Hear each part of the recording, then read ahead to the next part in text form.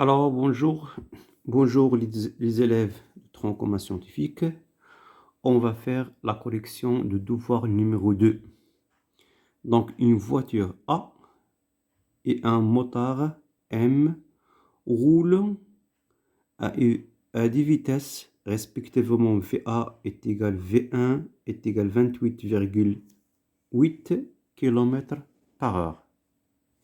Et VM, c'est la vitesse de motard, est égal V2 est égal 36 km par heure. À l'instant qu'on choisit comme origine de temps t égale 0, la voiture grille, donc passe le feu rouge, un feu rouge, et le motard la suite. La distance qui les sépare en ce moment est une valeur de 20 mètres. Donc le schéma représente le motard M, la voiture A, V1, V2, la distance qui sépare est égale 20 mètres. X est égal 0, c'est l'origine de repère. La première question, ça coûte un point. Quelle est la nature de mouvement de la voiture et de motard? Alors, pour répondre, d'abord VA est égal V1 est égal 28,8 km par heure. C'est la vitesse de la voiture. Vm est égal V2 est égal 36 km par heure. C'est la vitesse de motard. La distance qui sépare les deux, c'est 20 mètres. T est égal 0. Donc, je prends un schéma. Normalement, c'est D, c'est la distance, etc. Donc, je reviens à la question. Quelle est la nature du mouvement de la voiture et de motard? Donc, pour la voiture A, c'est un mouvement rectiligne uniforme. Donc, c'est la réponse, ça coûte 0,5 points. La suite de la réponse, un motard M, la nature, donc c'est un mouvement rectiligne aussi uniforme. Donc, c'est la même réponse, il faut la répéter. Donc, chaque partie de la réponse, ça coûte 0,5 points. Deuxième question. Convertis la valeur de V1 et V2 en mètres secondes moins 1. Alors, VA est égal V1 est égal 28,8 km par heure. Je peux l'écrire sous forme d'une fraction. C'est 28,8 km par heure. Je convertis km en mètres. Je multiplie par 10 à la puissance 3 mètres. Donc, c'est 28,8 fois 10 à la puissance 3 mètres. Divisé par 1 heure, je le convertis en secondes. C'est 3600 secondes. À l'aide d'une calculatrice scientifique, je trouve que VA est égal V1 est égal 8 mètres secondes moins 1. Donc la réponse, ça coûte 0,5 points. La suite de la réponse, VM est égal V2 est égal 36 km heure moins 1. Je peux l'écrire sous forme d'une fraction pour simplifier la tâche. Donc c'est 36 km par heure. Je convertis km en mètres. C'est 36 fois 10 à la puissance 3 mètres. Divisé par 3600, c'est 1 heure. Donc à l'aide d'une calculatrice scientifique, je trouve que Vm est égal V2 est égal 10 mètres secondes moins 1. Donc je veux signaler la dernière réponse et ça coûte 0,5 points. Alors, la deuxième question, ça passe. La troisième question, aussi ça coûte 1 point. Écrire les deux équations horaires de mouvement de la voiture et de motard. Donc on va chercher l'équation horaire de chaque élément. Donc pour répondre, on cherche à déterminer les équations horaires de mouvement. On commence par 1 pour le motard M. Je peux dessiner un petit schéma. Donc le motard à t est égal à 0. C'est confondé à l'origine de repère. Le repère de... Donc l'équation d'une manière générale, l'équation de mouvement, c'est xm est égal à vm fois t plus x0. Alors, d'après les conditions initiales, on trouve que xm à t est égal à 0 est égal à 0. Donc, il est confondu. Donc, je trouve que xm de t est égal à 10 fois t. Donc la réponse, ça coûte 0,5 points. La suite de la réponse. On cherche maintenant l'équation horaire de mouvement pour la voiture A.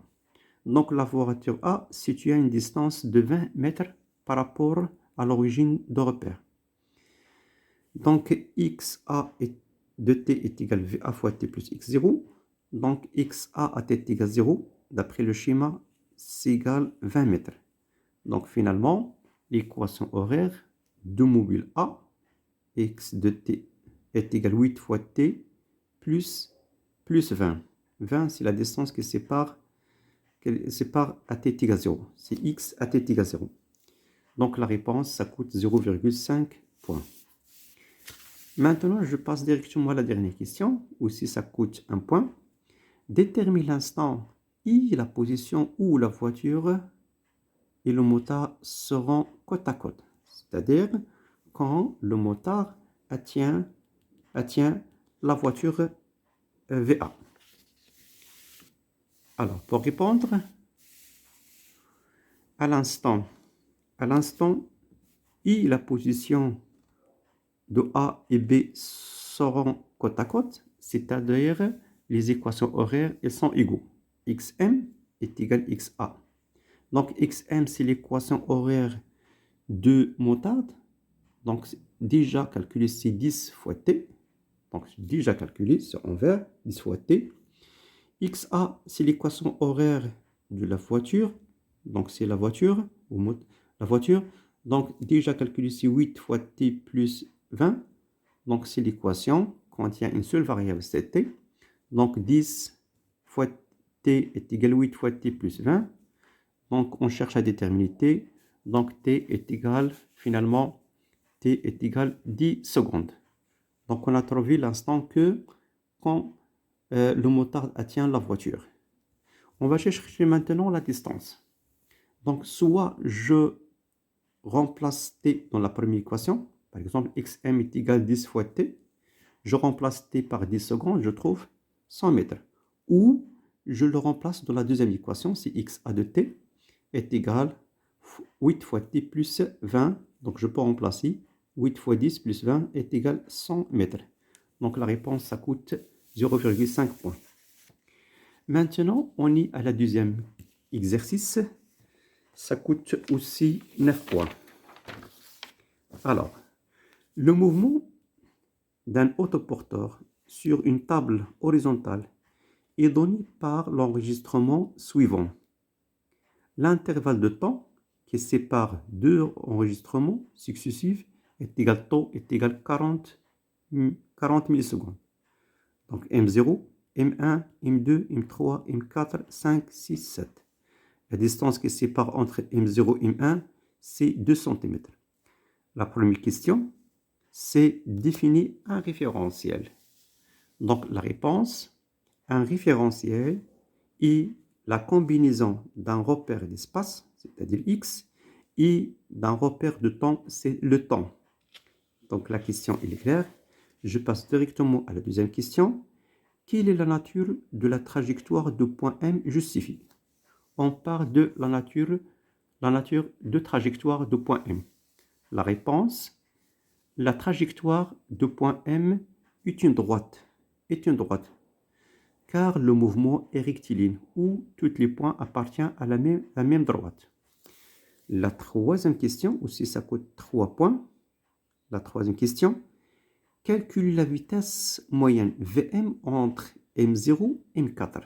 Donc M0 jusqu'à M4. Donc 2, ça coûte 8. Donc l'expression d'abord de la vitesse moyenne, c'est la distance entre M0 et M4 divisé par T4 moins T0. Donc T0, T4 moins T0.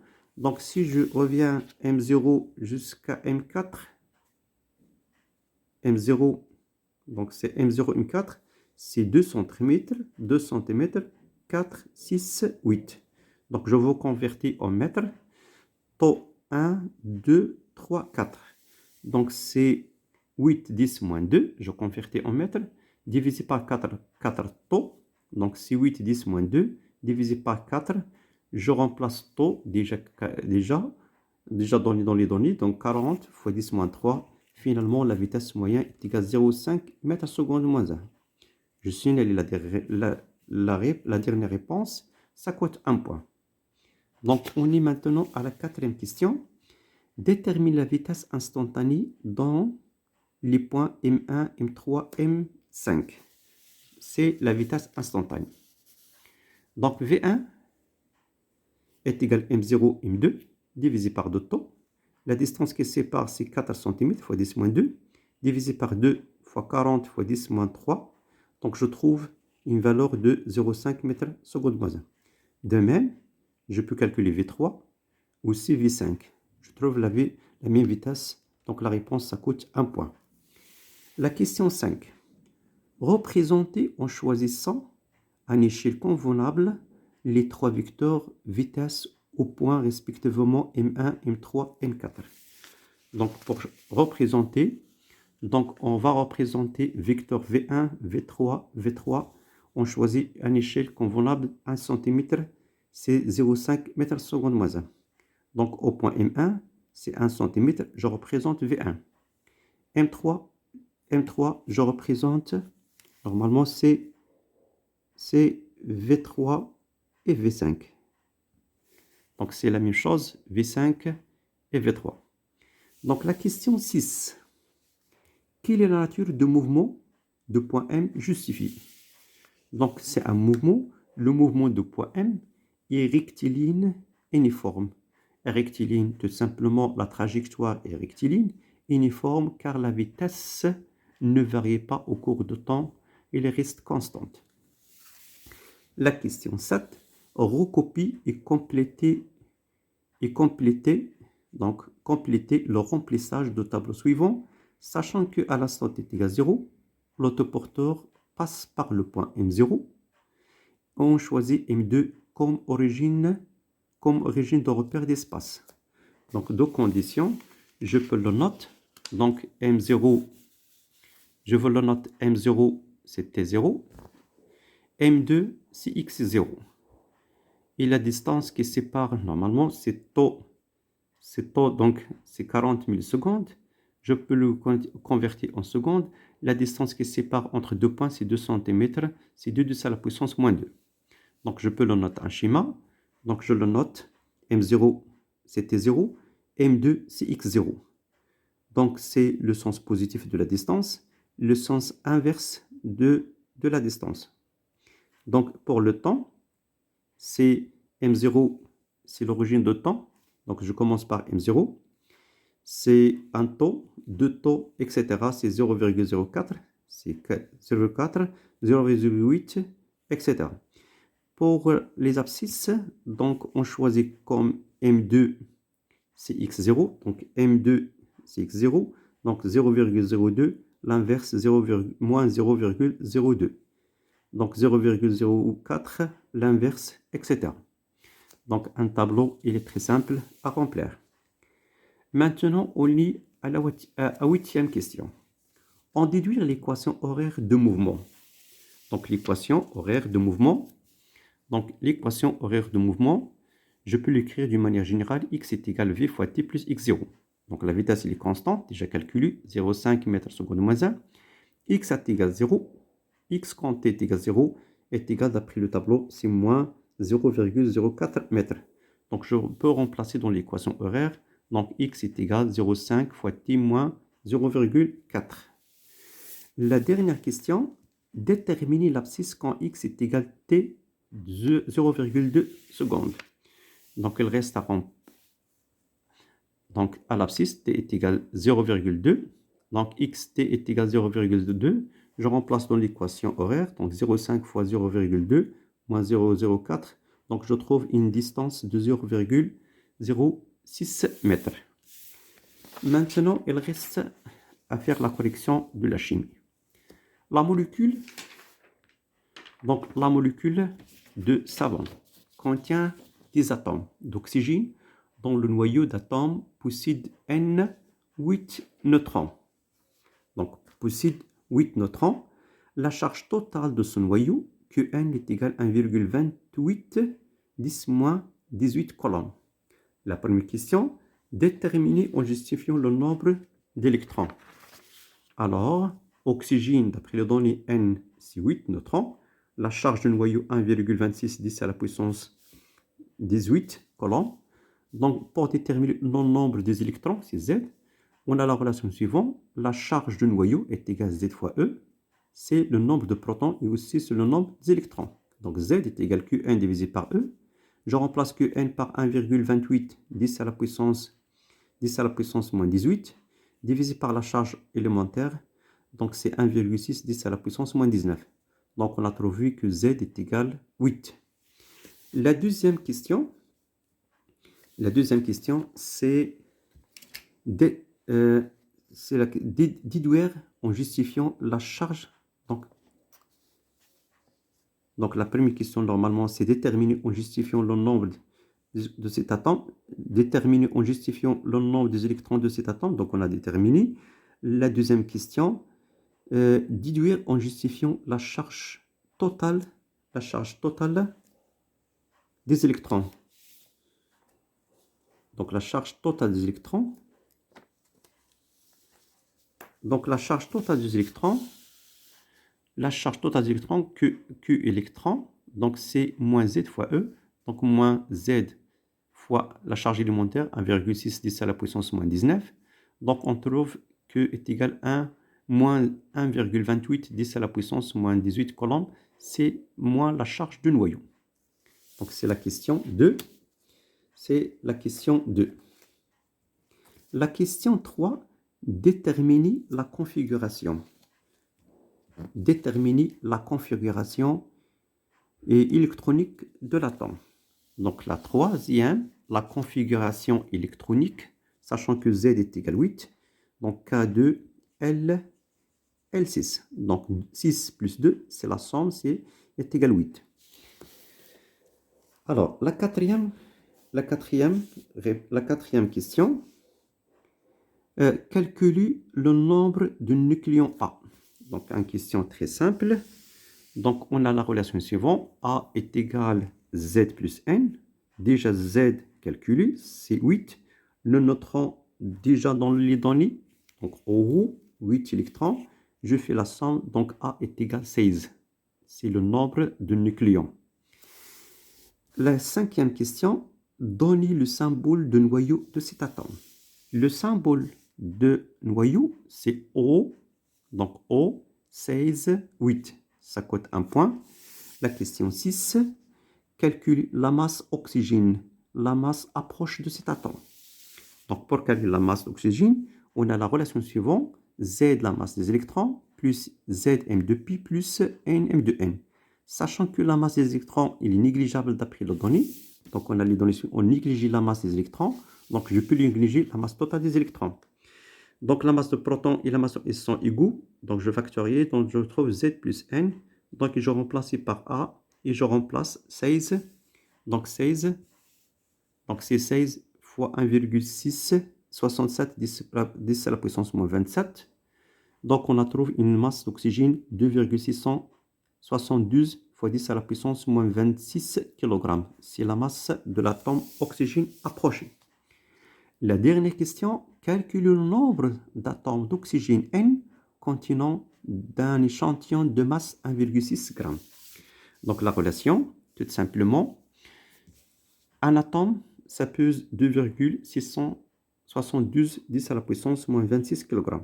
La masse, 1,6 g, je veux le convertir en kg, donc X atomes. La règle de 3, donc X, c'est 1,6 fois 10 à la puissance moins 3 fois 1 divisé par la masse d'un atome. Je trouve un nombre est égal à 5,98 fois 10 à la puissance 22 atomes d'oxygène. Merci pour votre attention. N'oubliez pas de partager cette information pour les autres.